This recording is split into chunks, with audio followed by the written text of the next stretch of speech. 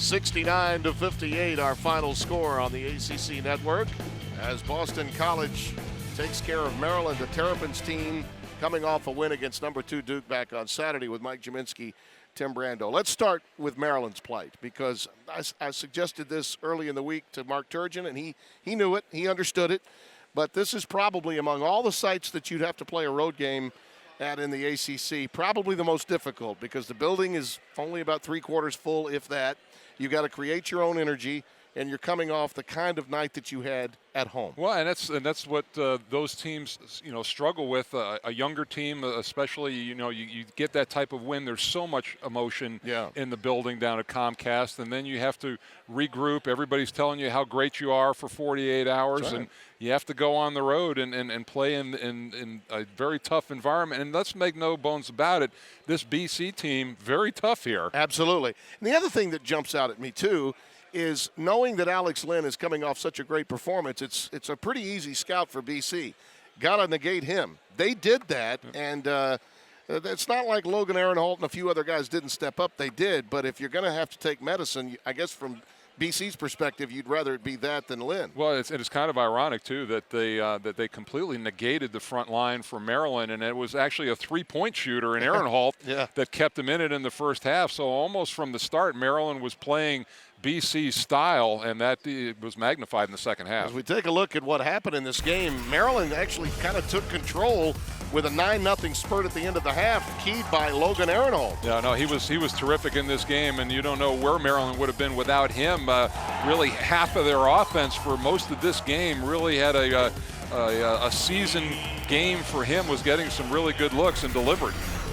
Then comes Eddie Odio off the bench, setting picks and allowing offensive rebounds to come his way. He also had 6 blocked shots in this game and authoritative slams, too. Yeah, he's terrific. And, the coaches say, hey, we kind of saw this coming. I don't know that they saw this type of night with 6 blocks, 11 rebounds on the scoring, but he was terrific. But in the end, it was 26 from Olivier Hanlan, who's the most seasoned and accomplished skilled player the BC Eagles had. Yeah, no question about it. I love his motor. He always looks like he's fresh out on the floor. He's very explosive. He's got the total package offensively, can get to the rim, shoot the mid-range shot, shoot the threes, knocks down free throws.